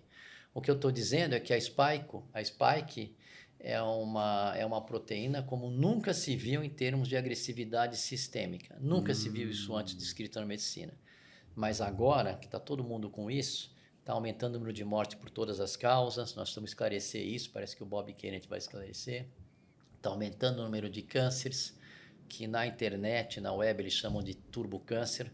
Nunca teve tanto câncer de 14 a 44 anos de idade. Está aumentando tudo isso e talvez isso possa estar associado a uma fonte constante dessa proteína Spike. Mas qual é a boa notícia? Já temos a solução, essa é a boa notícia. Eu vou publicar esse trabalho e depois eu vou botar a boca no trombone. O trabalho tá lindo esse trabalho. Inclusive a discussão, a hora que eu fui ver as doenças, tudo acaba na vasculite. E eu estou muito empolgado com isso. Eu mandei para o Peter McCullough, que é o maior estudioso de Covid, ele é um crítico para determinadas políticas, tudo. Eu falei, Peter, você está usando só esses 3 remedinhos e eles só servem para enxugar o leite derramado. Se você não corrigir o vazamento, você vai ter que usar isso para sempre. O vazamento vem do intestino. E aí eu estou muito empolgado com isso. Estou empolgado com o curso que eu vou dar, que é para explicar para leigo isso, como é que eu cheguei nisso. Estou empolgado para que médico quiser fazer curso para entender a importância da conexão, a importância de vontade de curar, a importância de usar os dados digitais hoje que está na tua mão e explicar para eles que quanto menos remédio, melhor. Que você tem que olhar o paciente e ressignificar, ensinar ele a viver. Então é isso que eu vou pregar. Vou fazer, tem médico que vai fazer esse curso. E o que você chama de ensinar a viver? Ensinar a viver é entender que a vida é uma oportunidade, que ele está desperdiçando, não levantando da cama, se escondendo, se afundando na comida. Isso é ensinar a viver. Ensinar a viver, então você tem que ensinar a virar chave, tem que ensinar a motivar isso. Mas não dá para todo mundo. Sempre vai ter uma desculpa. Mas quando tem uma desculpa... Eu lembro de um cara que vai no meu consultório, que ele teve alguns derrames, ficou com algumas sequelas, mas ele faz questão de ir, ele faz questão de me cumprimentar com outro braço. Você vê que ele está aproveitando a vida, com todas as limitações que ele tem. Então é uma questão de approach, é uma questão de percepção. Tudo muda quando você muda. E quando você tem uma percepção de saúde, uma percepção de que a vida é uma oportunidade, daqui a pouco a gente não está mais aqui, nós vamos sentir saudades desse belo planeta Terra, a gente não vai querer nem ir embora, tá certo? E passa muito rápido, eu estou vendo isso. Fiz 6 a 5 outro dia, estou me sentindo super bem, mas passa rápido. E a hora que você vê isso, é só você ver para trás, né? Você vê o que o Steve Jobs falou quando estava na beira do leito. O que ele falou? Ele voltaria a aproveitar mais a convivência da família, não ficaria perdendo muito tempo com bobagens, com situações que não realizam. Então, por exemplo... Uma vez vocês me perguntaram no Direto ao Ponto se eu já tinha sido convidado para ser ministro ou ser isso. A primeira coisa que eu falei lá, meu nome já foi cogitado várias vezes, porque eu tenho muitos amigos influentes que me indicaram, até o próprio Ricardo Salles uma vez perguntou para o Salomão se eu queria ser. Falei que não, eu não queria ser ministro, porque minha vida é maravilhosa, eu sou realizado naquilo que eu faço e eu podia ajudar mais fora do que dentro. Se um dia quiser uma orientação de conselho, se é que eu posso ajudar com toda humildade, aí eu vou ajudar. Por que eu não faria isso? Eu não faria isso porque ia acabar com a minha vida aos 60... Estava com 62 anos quando que aconteceu isso. Ia acabar com a minha vida. Então, por isso que eu jamais faria isso. Cada um tem uma vocação diferente, né? Isso é que é não sei maravilhoso. Que o cara está lá se realizando. Um porque eu ia ser honesto. E tem outra. Tem gente que tem... Vocação tem muito a ver com o que a pessoa aguenta da parte ruim daquela atividade específica, né? Uma coisa que você faz, que eu não sei, eu provavelmente não teria capacidade, é lidar com tantas pessoas passando por dificuldade. Também. Tá. Porque vocês dois até têm essa característica muito forte, principalmente nessa época que vocês ficaram mais próximos, foi a partir de 2020. E poucas pessoas no Brasil, tanto que você falava, o Brasil precisa de você, Helena. Mas ela ajudou muito com as vocês dois. Eu ficava zoando, mas era uma zoação verdadeira. Que vocês têm de aguentar a pressão e você sempre com bom humor, com leveza. Então, tratar o paciente numa UTI, olhando no olho e falar, vai ficar tudo bem. Poucas pessoas têm essa vocação, essa capacidade de passar... Eu vou falar uma coisa que é interessante. Eu senti falta desse estresse. Eu vou contar isso para vocês. Então, tinha uma época, na época da Amazonense, eu tinha 20 casos no Vila Nova Star e os outros 16 no Einstein, e eu saía do consultório meia-noite, chegava às 6 da manhã em casa. Mas eu ia lá, via caso a caso, meus casos melhorando, não vou tirar, que bom, vou tirar o tubo desse que já veio entubado antes. E os casos melhorando. No Einstein, acho que eu perdi 2, porque eu internei muito tempo lá, foram poucos. E os casos melhorando. Aí chegava às 6 da manhã, chegava em casa, dormia, acordava às 10, bem disposto. Eu estava com dopamina. E todo mundo que falava mal de mim era tão pequeno perto de você devolver os pacientes para sua família. O soro, os caras que fizeram amizade, porque eu confundi os dois, porque tinha 2 casos, 2 senhoras que tinham 2 filhos apaixonados. Então, o filho apaixonado pela senhora número 1 e o filho apaixonado 2 pela senhora. Eram 2 casos diferentes. Mas quando você está com 36 casos, na tua cabeça você cria o estigma. Então, eu tinha que olhar, examinar o paciente e passar o reporte. Aí eu ligava para o cidadão e falava, olha, tua mãe está melhorando, eu vou tirar ela das coisas, não sei o que você... Doutor, essa não é a minha mãe, não. Eu falei, como assim não é essa? Não é a minha mãe. Eu falei, tá bom, então já sei qual é. Aí liguei para o filho certo, aí depois foi para o outro, liguei. E você acredita como eu confundi eles? Porque era meio parecido o arquétipo, né? Era meio parecido. Não, era o filho que estava cuidando, preocupado e não sei o quê. Eu tinha que fazer um vídeo de cada um. Eles ficaram amigos por conta dessa confusão, dessa situação. Mas eu chegava com dopamina. E aí passou um tempo, há uns 3 meses atrás, consultório cheio, como sempre, trabalhando, mas eu estava com um frio na barriga. Eu estava sentindo falta disso. E quando o pessoal falava mal de mim, eu não ligava, porque todo mundo nas UTIs de todos os hospitais viam que os meus casos tinham um prognóstico excelente e eu estava salvando gente. Então, os caras que estavam falando mal, é pequeno perto do que a gente está fazendo. O negócio lá embaixo, você está aqui. É pequeno, estou olhando a minha vida, não estou nem competindo com ninguém. Sim. Mesmo quando gente falou mal, não fui atrás. Quando soltaram uma nota e ficou circulando, que eu não estudei, não sei, ignorei. Hoje a gente é respeitado, inclusive, por todos eles. Mas aí começou a me dar uma angústia, comecei a comer, ganhei peso, foi uma coisa chata e eu estava com angústia. Sabe quando eu resolvi a questão? Quando eu resolvi escrever meu 2º livro, que está acabando, publicar o estudo que eu já tinha resultado, que eu já acabei de escrever tudo, o Caio Salvino vai vir, nós vamos publicar, e dar curso para médico no diferencial que eu acho que eu tenho, 64, agora 65, que é explicar para ele, se você quiser ser um bom médico, você usa remédio, você faz diagnóstico, você faz o que você quiser, mas você tem que dar o melhor para ensinar o seu paciente a viver. Porque todo mundo gostaria de ter hábitos saudáveis. Você tem que descobrir o que ele gosta. Ah, não gosta de academia? Não vai na academia. Já jogou beach tênis? Vai jogar beach tênis. Ah, não tenho dinheiro para jogar beach tênis. Já foi no Ibirapuera? Vai no Ibirapuera, tem um esportezinho assim, vai passear. A vida te espera e daqui a pouco passa rápido e não tem volta. Aí você ensina o teu paciente a viver. Aí ele tem uma rixa com o irmão. Aí ele tem não sei o quê. Então conversa com o seu irmão, chama para falar com ele. Aí ele tem uma rixa com não sei quem que não está resolvida há 10 anos, que não fala. Resolve, porque é isso que está atrapalhando. O ser humano não é um robô, não é um avatar. Ele tem toda uma estrutura complexa psicológica que precisa ser organizada. E a maioria das pessoas não está com isso organizado ou fica botando embaixo do tapete. Então, eu quero passar isso para os meus colegas para ensinar como faz diagnóstico, que não é coincidência, de novo, eu ter observado algo e entender o mecanismo.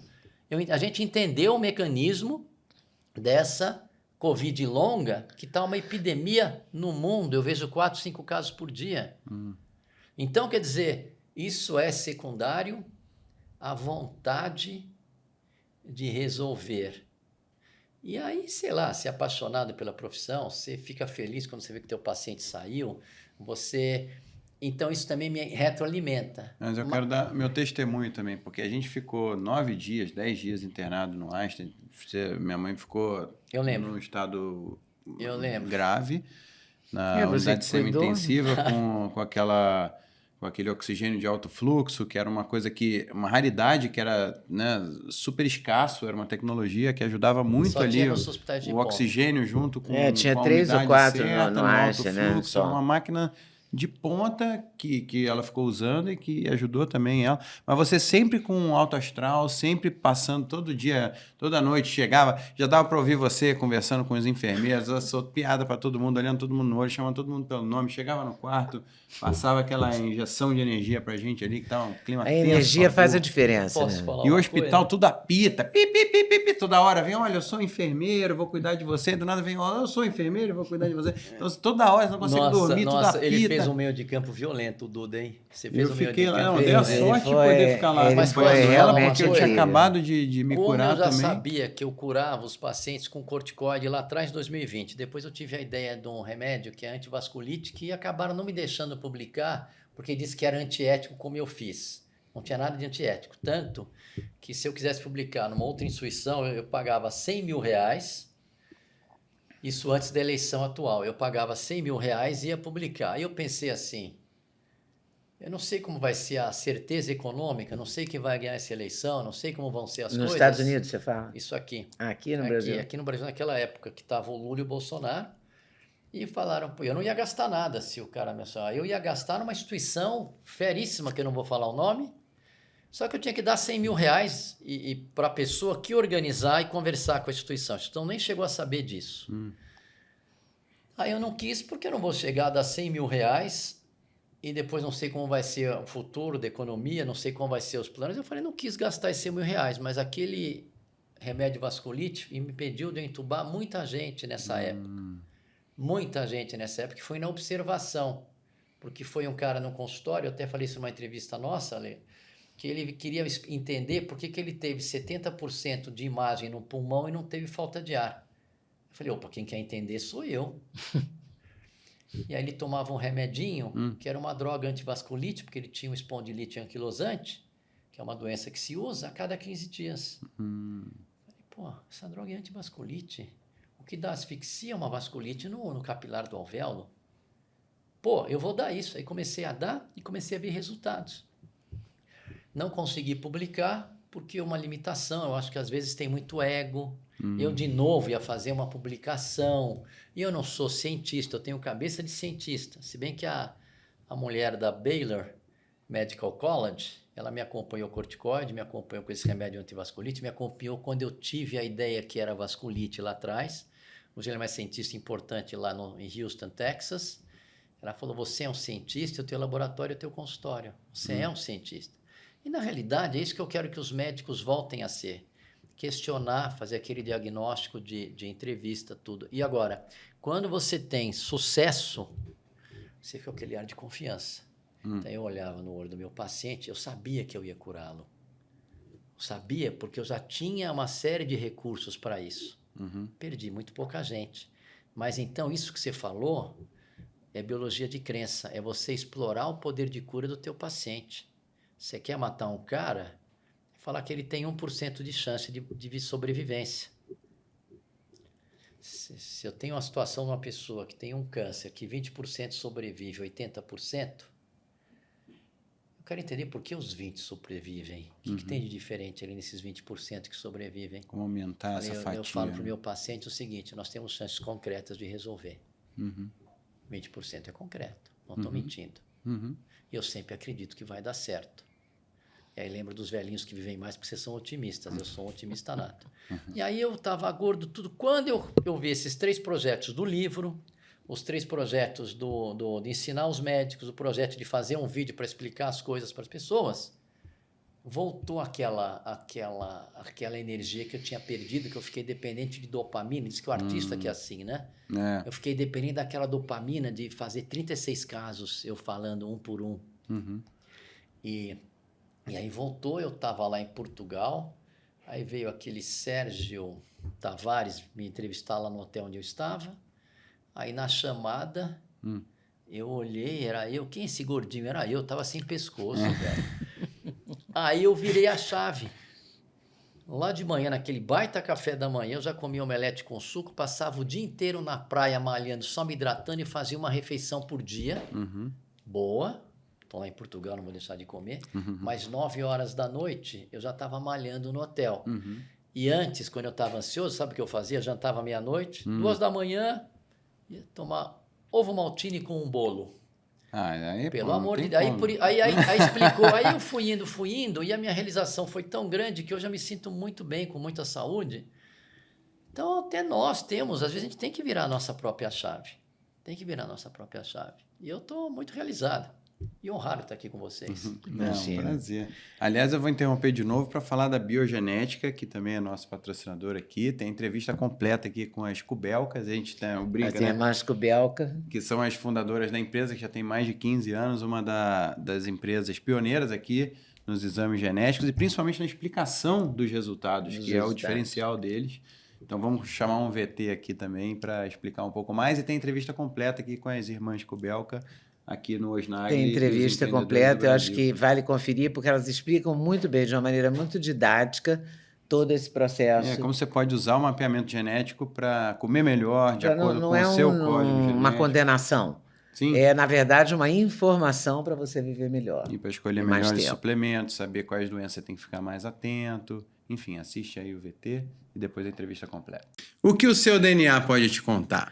A biogenética tem 15 anos de experiência para traduzir para você. São vários exames para você ver qual que é a sua melhor dieta de acordo com o seu genoma, qual é a sua melhor suplementação, saúde mental. Exatamente. São vários exames que juntos vão te oferecer a informação que está aí guardada no teu DNA e você pode melhorar. Vão traduzir você para você.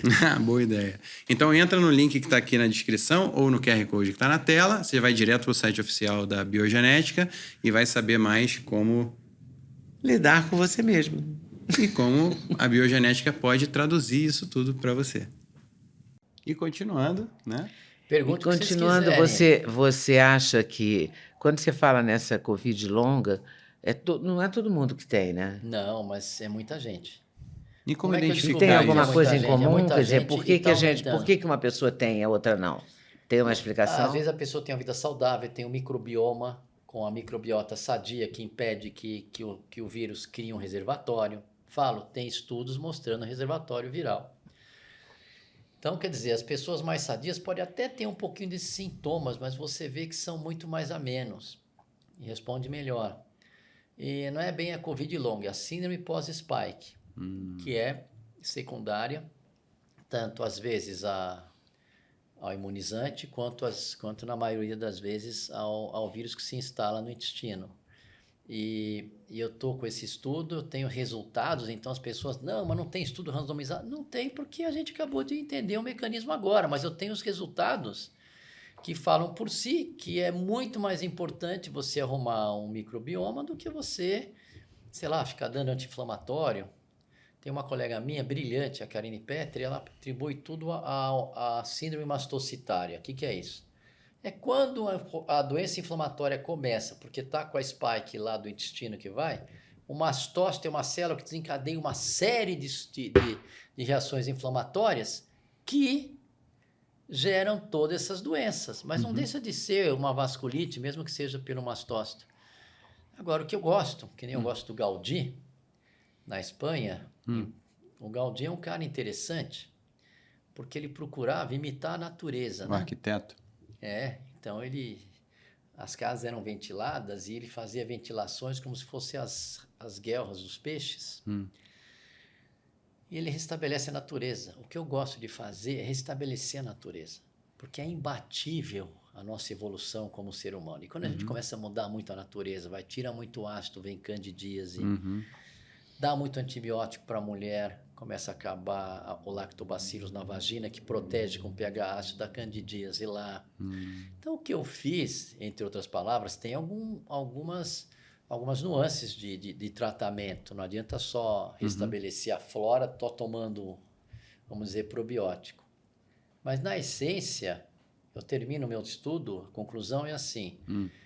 Você pode ter reservatório viral no testículo ou no tecido adiposo. Mas, no meu entender, o maior reservatório que causa mais toxicidade é do intestino. Porque uma vez que restabelecemos a microbiota intestinal, todos melhoram. Então, não vejo impacto nos outros dois locais onde pode ficar.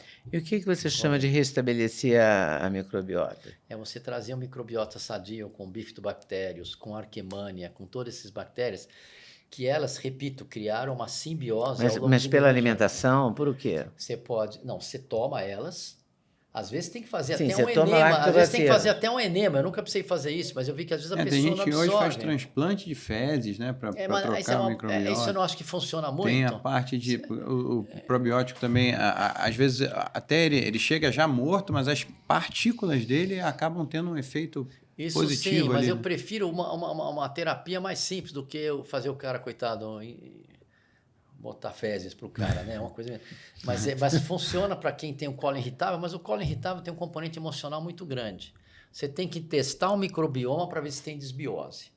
Se vê lá que você não tem uma microbiota sadia, por exemplo, eu estou com 2 casos, que eu botei um exemplo, botei no trabalho, não é nenhum dos 5 casos que eu estou usando para publicar, porque eu falo assim, post-spike syndrome, síndrome pós-spike, a simple solution leading to resolutive results, uma solução simples levando a resultados, não dá para falar resultados resolutivos, em português fica redundante. 5 case reports, 5 reportes de caso. Então, reporto esses casos. Mas eu ponho lá um estudo que eu estudei no microbioma, de uma dessas centenas que vão lá só com fadiga, memória, etc., o microbioma.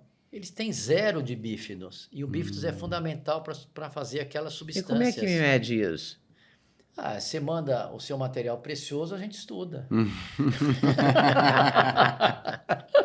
Sim, mas é com exame de fezes? É com fezes, Tá bom, não é o seu material precioso, talvez seja o pior deles, mas a gente estuda. Não, Zé Tá Valdo. vendo? Tudo tem um lado bom, né? Estuda Até as mesmo, fezes você estuda tem as ali uma fezes informação. e por engenharia genética, ele tem todo o sequenciamento das bactérias. Então é muito preciso, é caro, é um exame que custa... Na minha clínica não é uma das mais caras, meu exame custa R$2.000 e poucos, R$2.050. Ele me custa, assim, caro também, eu tenho uma margem pequena, mas eu estou fazendo pela utilidade, porque ele é útil. E hoje guardem isso, vocês estão ouvindo, nós estamos no dia 19 de novembro de 2024. Daqui 5 anos vai ser uma rotina você olhar como você olha as coronárias, como você olha o seu fígado, como você olha o seu coração, você olhar a saúde do seu intestino, porque hoje ficou claro para mim, depois que eu estudei, eu descobri o tratamento primeiro naquela intuição que eu expliquei para vocês. Mas ficou muito claro para mim a importância hoje, que não tinha, porque eu estou há 37 anos trabalhando, antes da pandemia eu não via isso. Eu estou vendo... Mas já se falava do intestino, nosso segundo cérebro. Sim, falava nessa história, essas mas aí eu sou da que- base da observação, no dia a dia não via ninguém com o segundo cérebro ruim ali. Então, quer dizer, eu não via ninguém, Não, mas eu aqui hoje comecei tem a ver... correntes que apontam que o microbioma é considerado quase um novo órgão, né, do organismo na humano. realidade, E tem gente que aponta ele também é um acessório, ele é uma simbiose. que a descoberta das bactérias do intestino é quase tão relevante quanto a descoberta dos tipos sanguíneos, né? Tem várias correntes que apontam... Eu vou falar os fatos. Se você não tem um microbioma sadio, você vai ter uma longevidade menor. Você vai ter mais infarto, você vai ter mais derrame, você vai ter mais doenças reumáticas, você vai ter tudo isso. Por quê? Mas como é que você tem um microbioma sadio? É isso que eu não consigo que ninguém me explique. Eu te dou via oral, dou um antibiótico, eu dou microbioma via oral e tem alimentos que crescem. Sabia que a ivermectina foi descoberto que ela aumenta o crescimento da bactéria bífidos no intestino porque ela é fruto de uma fermentação numa bactéria parecida. Então, a ivermectina, além de neutralizar a proteína spike, ela é um pré-biótico. E a mulher que publicou isso, ela publicou, deixou isso claro, falou que as crianças tinham um monte de bactéria bífidos, não tinham esse tipo de problema. E foi um artigo que foi muito corrido, mas aí... tiraram o artigo, porque na época aquela época que tinha muita política. Então não podia ter uma ivermectina que funcionasse. Então tiraram, mas eu ponho essa referência, mesmo que tirou, porque mais cedo ou mais tarde vai colocar de novo, que nem tiraram o estudo do Peter McCullough, agora colocaram de novo. E vai vir muita coisa aí aparecendo agora, porque com essa eleição dos Estados Unidos, permitiram a liberdade de questionar. E ciência é questionar. E a ciência questionar um resultado, o que está causando o aumento do número de mortes por todas as causas? É a mudança climática? Tem várias causas. Tá? E o aumento absurdo de câncer? Pois é, nós temos que esclarecer Câncer entre isso. jovens. Nós temos que esclarecer isso. Tem algumas evidências que sugerem algo que eu não vou afirmar porque seria uma injustiça, mas existe a possibilidade de ser aquilo que as pessoas estão pensando que é. Mas quando você questiona, você não está afirmando o que é por causa disso ou que não é por causa disso. Você simplesmente quer entender o que está acontecendo. E se for, tá que é. Se não for, tá que não é. O que não estava sendo permitido era nem esse questionamento. Mas eu nem liguei. Aí o pessoal fala, poxa, o Zeballos foi corajoso. Eu fico pensando assim comigo mesmo. Pô, eu pago as minhas contas, eu vivo bem, eu tenho medo de quem? Quem que... Qual era o problema, a coragem que eu tive de falar a verdade e proteger meu paciente? Eu não tinha nada a perder, gente. Eu não tinha nada a perder. Eu não tinha nada a perder porque quem paga as minhas contas são os meus pacientes. Então, não sei se eu fui tão corajoso. Agora, se ameaçassem meus filhos, etc., eu ia puxar o freio de mão. Mas isso não aconteceu. E aí, você acha que a liberdade de diagnosticar, a liberdade de estudar, a liberdade da ciência é um fator decisivo, né? Não tenha dúvida. Mas eu nunca me senti tolhido de pensar. Eu me senti tolhido quando eu passava uma informação e tiravam do ar. Informação verdadeira. A gente estava com medo nesse sentido, assim, a gente quase perdeu o canal também, né? A gente foi avisado às pressas de que a gente tinha que apagar um monte de entrevista. Agora parece que estão pegando mais leve, porque eu vejo aquele John Campbell, o que ele está falando mal dessas coisas que não se podia falar antes é uma coisa absurda, mas não é falando mal, ele está relatando a verdade. Mas aqui estava todo mundo à flor da pele também naquela época. Mas agora o que eu estou vendo, eu conheço o Peter McCullough. Inclusive, eu tenho orgulho de falar para quem está nos assistindo, que é um dos maiores pesquisadores de Covid do mundo, tem uma hora de publicações. Eu tenho um print que eu printei que ele falou: "You were right all the time." Você estava certo o tempo todo. Então, é uma coisa que a gente tem orgulho. E o que acontece? E o Peter McCullough, ele é amigo do Bob Kennedy, que é o que foi escolhido para HHS, que é o órgão secretário da saúde de lá.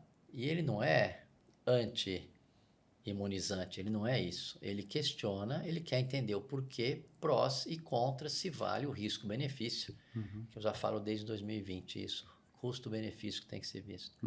Isso é óbvio, não é porque a gente é gênio, porque é óbvio.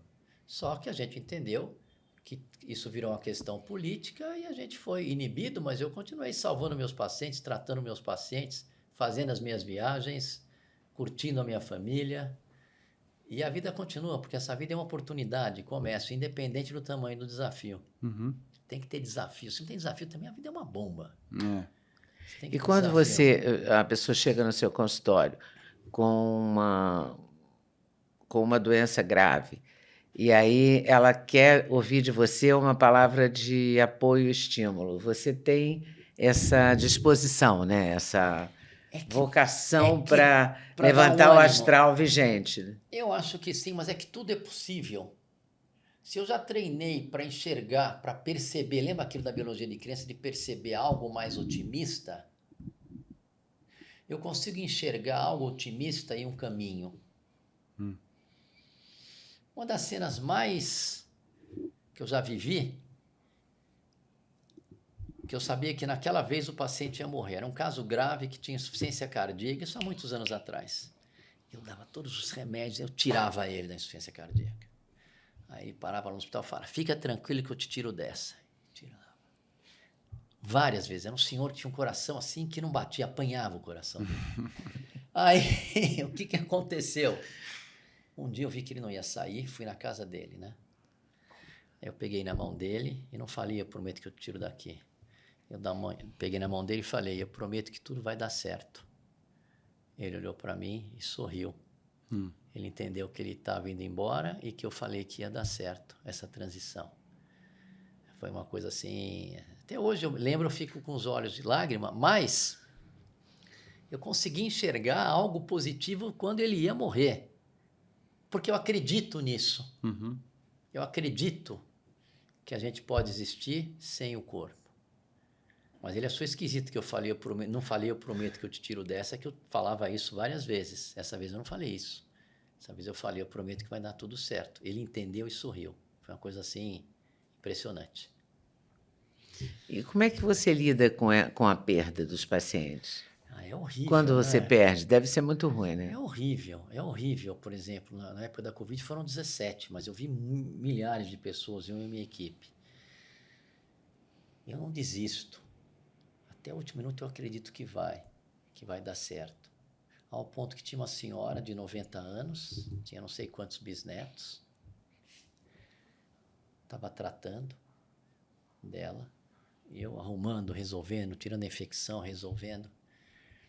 Aí chegou uma hora, ela já tinha visto que ela tinha cumprido a missão dela aqui na Terra, 90 anos. Ela pegou minha mão e falou: Dr. Zeballos, deixa eu ir, por favor. Deixa eu ir. Ela falou isso para mim. E ela esperou vir o último bisneto, que estava na Europa, veio, ela viu e foi embora. Então, quer dizer, essa perda eu não senti porque ela pediu para ir. Ela pediu para ir. Agora, tem outros lá na Covid que seria a ordem natural das coisas, né? Mas quase que eu tirei esse cidadão aí, estubaram. Não é que eu esteja certo, mas na minha ótica eu tinha que deixar ele um pouquinho mais. Não sei se ia fazer diferença ou não. E eu sabia que aquele cara queria viver. Aí quando eu perco um cara que eu sei que quer viver, que tem os seus 60 anos, ainda tinha coisa para fazer, aquilo lá machuca. Mas aí eu olho para frente, eu não fico me remoendo. Eu olho para frente e procuro dar amparo. Porque o médico não é Deus, ele não tem obrigação de curar todo mundo, mas ele tem obrigação de dar o melhor dele com intensidade em cada um dos casos. Essa é a nossa obrigação. E aí eu durmo com a minha consciência tranquila, porque eu sei que a gente se dedicou ao mais, que não deixou passar. Quando morre algum paciente, graças a Deus é raro, eu procuro ver o que eu poderia ter feito de diferente. Será que eu tinha que ter trocado o antibiótico antes? Eu procuro ver isso, não é? E aí a gente vê as coisas, mas não traz ele de volta. Aí a hora que eu vejo isso, agora você tem que ir em frente, porque a vida está te esperando, não é? A vida está te esperando. E eu acordo subiando no dia seguinte. Às vezes eu sinto, tem pacientes que eu sinto. Outro dia, eu cuidei do Pelé de 2004 a 2014. Depois acharam que ele tinha aqui no geriatra, eu nunca me esqueço, teve uma pedra no rim, o Pepito ligou para mim, que eu ficava do lado dele. Zeballos, tá bom, vai lá para o Einstein, vamos resolver. Cheguei lá, já tinha havido uma decisão da família, que ia ser outro médico, tinha que ser um geriatra, porque acharam que eu não estava dando muita bola. E eu falei para ele que era importante ele olhar a próstata, mas ninguém sabia disso, porque eu não dava muita satisfação da vida dele para os familiares, eu dava para ele. Eu fiquei triste quando eu não tomei mais conta dele, porque ele virou um amigo, ele me chamava de guru, a gente conversava, e eu nunca saí falando que eu era o médico dele naquela época, nunca. Aí, recentemente, eu encontrei a filha dele numa padaria, que ela me abraçou e falou: desculpa, só hoje eu conheci o seu lado, não sei o quê, papapá. Eu falei, mas não ia fazer diferença, ele estava em boas mãos, não fez essa diferença. Mas ela veio me abraçar e se desculpar de não ter deixado eu continuar, sabe? Então, tem coisas que você não tem controle. Eu não ia fazer diferença, porque quando você pega um câncer, eu já até chamaria que eu amo, que vocês conhecem, que é o Maluf. Fernando Maluf. Fernando Maluf, que é um craque, salva muita gente. Ele tem essa estrutura, ele é mais frio, mas ele tem essa ação otimista. Ele fala coisa otimista para os pacientes. Então, esse é um conhecimento que poucos médicos têm, não sabem o poder que tem a palavra de um médico. Aquilo me serviu um pouquinho de consolo da filha falar isso para mim, mas eu acho que as coisas têm que ser como elas são. Se mudou é porque tinha que mudar de médico, se mudou mesmo que era uma pessoa que eu amava, sabe? E você tem que seguir tua vida. O mais importante de tudo, gente, é quando você vai dormir à noite, você vê se você está com a tua consciência tranquila. para viver de novo, acordar logo o dia seguinte para desfrutar de um dia maravilhoso. Então é isso. Eu não vejo a hora agora de viajar com a família. Eu vou passar o ano novo em La Jolla, aí a família inteira vai se encontrar comigo em Los Angeles, vamos pegar um avião, vamos esquiar em Park City. Peguei uma casa maravilhosa para a gente esquiar, para ter essa convivência familiar. Vai o namorado da Luísa, vai o namorado do Ziba. Depois o Ziba ainda vai ficar em Los Angeles para fazer mais música. Vou ficar com o mais novo um pouquinho, que ele gosta de um parque. Eu só vou trabalhar dia 20. Meu. Então, cara, eu tô afim de curtir isso, a convivência, porque no fim, na hora que eu estiver indo embora para a estrela, vamos falar assim, eu vou me lembrar dessa entrevista, que a gente está se divertindo, eu vou me lembrar dessa convivência com a família, eu vou me lembrar do trabalho que eu tive, do amor para incentivar cada um dos meus 3 filhos. A minha filha agora, com esse Teta Healing, ela está ajudando um monte de meus pacientes. O Ziba, na época, nossa, como eu enchi o saco do Duda para postar as músicas. Né? E você eu lembro a primeira vez que eu cheguei no teu consultório, estava tocando lá o Ziba, como sempre, né? Não, porque eu queria fazer ele virar, porque eu sabia, eu acreditava nele. Aí hoje não, hoje ele tem um monte de hit, um atrás do outro, no mundo inteiro, faz música com esse e com aquele. Mas foi num desejo que veio dele, né? Então eu quero deixar uma mensagem para vocês: sigam os seus sonhos, não se culpem, não se julguem, peçam perdão, perdoem e viva a vida, porque passa muito rápido. Isso tem uma influência direta na tua saúde. Eu estou há 37 anos clinicando e eu sei a diferença que isso faz. Procure não se vitimizar. A vítima, ela tem um amor transitório. Chega um tempo, ninguém mais aguenta a vítima. Você tem que resolver a questão. Agora, você tem que ser amparado e ter recursos para você deixar de ser vítima. Muito bom. Tem que se cuidar. Ficar mais 2 horas aqui conversando, mas eu não vou estragar essa despedida, que foi solene. Foi muito boa. A verdade é que vocês estão cansados, vai. Não, jamais. A gente não mas tá da cansado, próxima vez a gente faz com o Ziba junto, nós 4. Acho que vai ser Esse legal. assunto que a gente vai ter, né? Você vai contar as histórias essa que estava tocando ele, vai contar. Agora ele está com esse hit de novo mundial que está rodando nos Instagrams, primeiro lugar. Está rodando nos Instagrams. E olha a música. I Wanna Feel Love. I Wanna Feel Your Love. O nome da música é Feel. E tem aquela vozinha dele que vocês sabem, né? Que as músicas, elas têm um poder de sintonia. Elas têm um poder de cura. Na Hear Me Now teve um cara que acordou do coma. Coincidência? Não sei, ele gostava da música sempre coloca umas mensagens positivas nas letras dele. Aí né? do Dream, a música que você não gosta. Ele fica repetindo aquele mantra ali, só com... Porque às vezes a gente fica escutando um monte de música, e a gente que tem o hábito de ouvir música em inglês aqui no Brasil, às vezes a gente nunca para olhar a letra da música. Quando você vê, é só coisa horrível na letra da música. Você fala, por que eu tô ouvindo isso?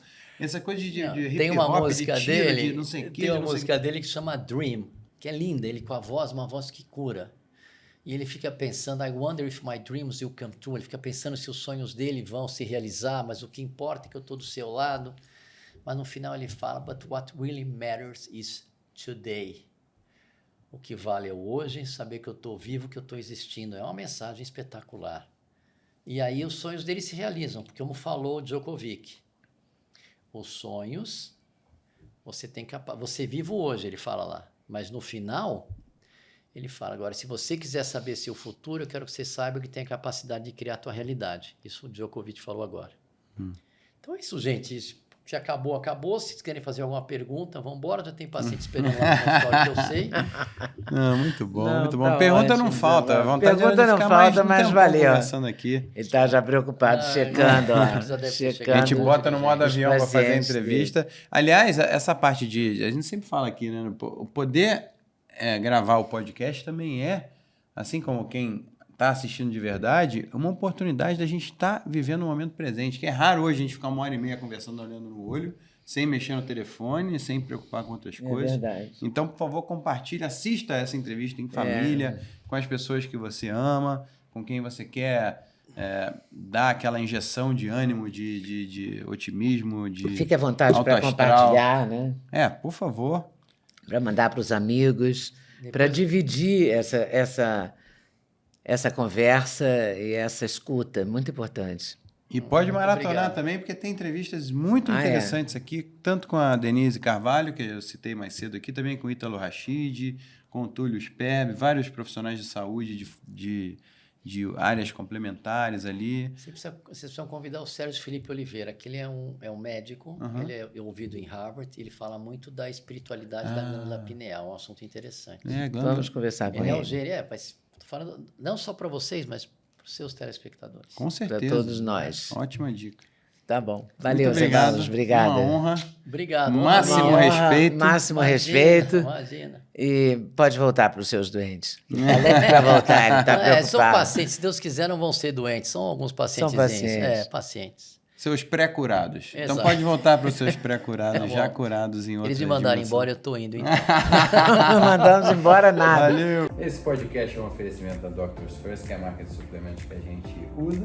E recomenda. São os melhores ingredientes, várias fórmulas autorais. Tudo com alta qualidade, com muitos selos, magnésio, Ultra Vision para melhorar a sua visão, colágeno que todo mundo a partir dos 20 anos precisa, Vitamaster para imunidade, saúde do intestino. ômega 3, fundamental, DK2, que é a vitamina K2, é o GPS do cálcio, vitamina D3 também para a saúde. o Glutamaster. É isso. Não pode perder. Lembrando, o QR Code vai estar na tela aqui para você conhecer mais 5% de desconto com o cupom LEDA5. Ou Duda 5. E o link está na descrição. Valeu!